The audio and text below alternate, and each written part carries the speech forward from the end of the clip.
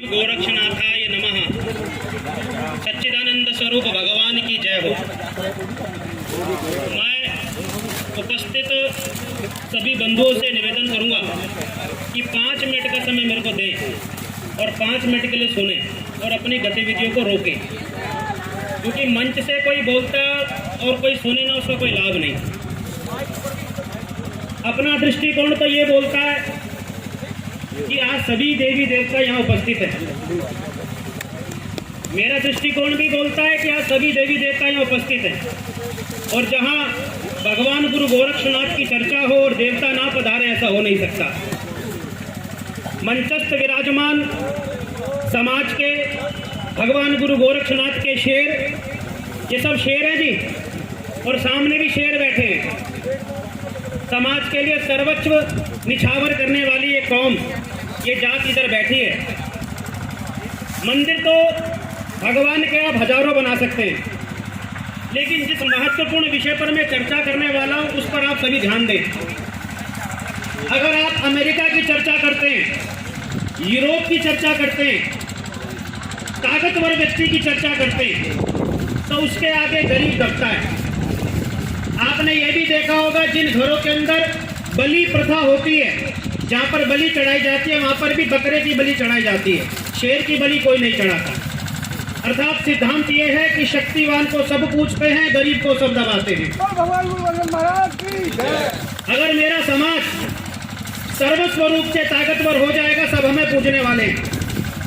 अभी ओजपूर्ण तेजपूर्ण वक्तव्यों के बाद अपने पास कुछ रह नहीं जाता बोलने के लिए, लेकिन इन सभी ओजपूर्ण और तेजपूर्ण वक्तव्यों में मैंने कुछ बातों को निकाला है। जोगी हो, उपाध्याय हो, नाथ हो, योगी हो, कोई छोटा बड़ा नहीं है। भगवान गुरु गोरक्षनाथ को देखते हो तो उनके श्रृंगार के भी अपने अलग अलग रूप हैं। तो ये सभी नाम भगवान गुरु गोरक्षनाथ के श्रृंगार के अंग हैं, कोई छोटा बड़ा हो ही नहीं सकता। इसलिए आज अपने मन से इस विकार को निकालिए आप लोग।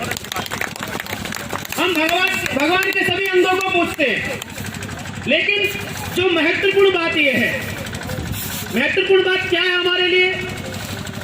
अभी समाज के किसी कार्यक्रम में, सामाजिक कार्यक्रम में मेरी पहली सहभागिता है। मैं आरएसएस का तृतीय वर्ष शिक्षित कार्यकर्ता प्रचारक रहा। स्वामी रामभद्राचार्य जी के सानिध्य में चित्रकूट के अंदर मुझे दीक्षा प्राप्त हुई और मैं इस मार्ग पर आया। लेकिन आपको ये पता होना चाहिए कि मैं किस परिवार से आया हूँ। दिल्ली में भजनपुरा में मास्टर रामानंद उपाध्याय जी रहते हैं, मैं उनके परिवार से हूँ। हमारा मूलतः गांव ये गांधला के पास जोला है। टीकाराम उपाध्याय जी के मैं खानदान से हूँ। मेरे परिवार के बारे में आपको पता होना चाहिए कि मैं किस परिवार से हूँ। मैं कोई विदेश से नहीं आया, आप ही का अंग हूँ, और आज अपने अंग में आके मैं मिल गया हूँ। समाज के किसी कार्यक्रम में मैं बोल रहा हूँ, मेरा शरीर गदगद हो गया। लेकिन मित्रों, मेरा एक बहुत बड़ा ट्यूशन सेंटर चलता है, जहाँ IAS, IPS, SSC के कोचिंग के स्टूडेंट आते हैं, लेकिन मैं उसको अब नहीं संभालता।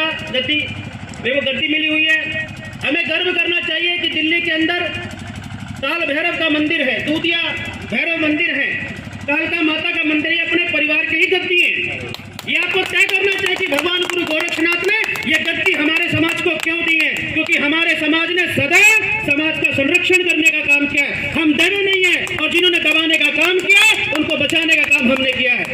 हम गुरु गोरक्षनाथ की सेना है साहब। जब जब समाज पर कोई आतंक आया, हम लोग आगे आ गए। हम शंकर की फौज है, डरने वाले लोग नहीं है। लेकिन मंदिर खूब बनाइए, भंडारे खूब कीजिए, चर्चाएं खूब कीजिए, लेकिन मेरा मूल प्रश्न आप लोगों के सामने है। मेरे समाज से 2010 से लेकर अब तक कितने IAS, IPS निकले, कितने जज निकले, कितने मजिस्ट्रेट निकले? अगर निकले तो वो कहाँ है? कोई शर्मा लगाकर घूमता है, कोई वर्मा लगाकर घूमता है। जोगी बताने में तो आफत आ जाती है, आफत आती है उनको। मैं इस मंच के माध्यम से निवेदन करना चाहता हूं, अगर आप जात छुपाते हो तो ऐसे लोगों का बहिष्कार तय होना चाहिए। तुम समाज के अंग हो ही नहीं सकते। जो जात छुपाएगा वो समाज का भला क्या करेगा? डॉक्टर राजेंद्र पाल उपाध्याय जी हमारी समाज के IPS हैं, मेरे मामा जी, मैं उनका भांजा हूं। लेकिन कोई मेरे से पूछता किस समाज में, कहता हूँ जोगी समाज का हूँ। इस नाम में रंग अलग है, आनंद आता है। मैंने भगवा पहना है, गुरु गोरक्षनाथ ने कौन सी पताका संभाली? ये तय करना चाहिए कि हमारे परिवार में कितने IAS IPS निकलेंगे। हम कोई काम कराने के लिए जाते हैं, हमारा समाज कर कर भटकता है, और जो समाज का होता है वो स्वीकार भी नहीं करता, वो सेवा नहीं करता। दिल्ली में कितने IAS IPS हैं? उत्तर प्रदेश में हमारे कितने एरिया हैं?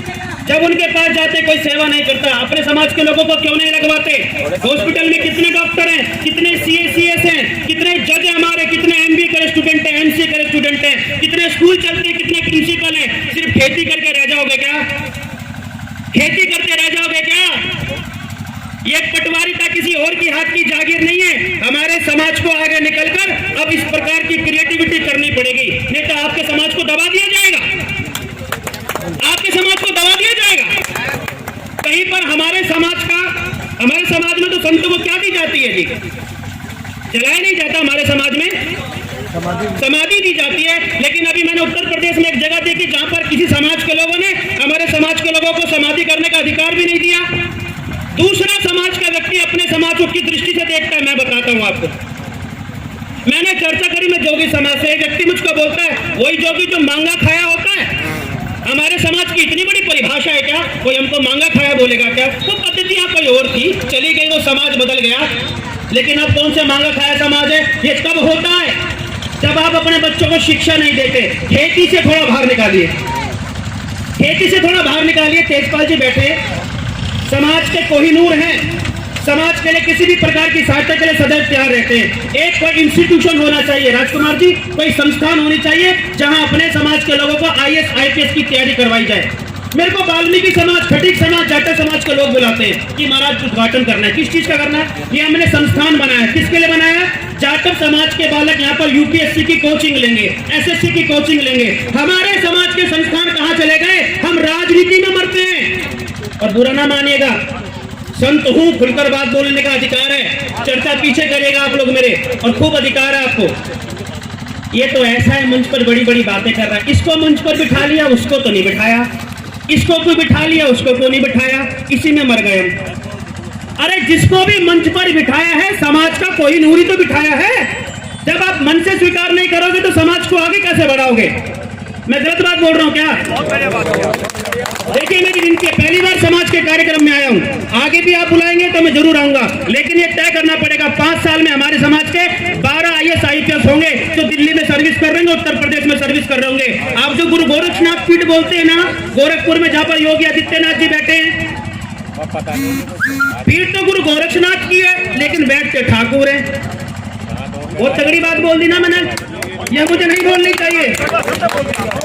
पीठ गुरु गोरक्षनाथ की और ठाकुर बैठते हैं। अपना समाज कहाँ कमजोर पड़ गया, इस पर समाज का चिंतन जो हमारा बुद्धिजीवी वर्ग है वो क्या कर रहा है?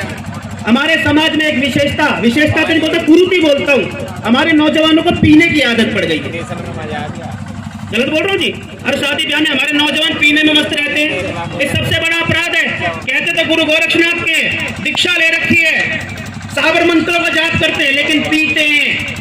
पहले पीना छोड़िए, समाज को खड़ा करिए। निश्चित तौर पर आज अमेरिका पूरे विश्व को दबाता है तो अपनी ताकत के बल पर दबाता है। इस बात को समझ लीजिए। हमको ताकतवर बनना पड़ेगा, समाज की मेन धारा में आना पड़ेगा, ना किसी को दबाएंगे ना दबेंगे। जय जय श्री राम। ओम शिव गुरु गोरक्षनाथाय नमः।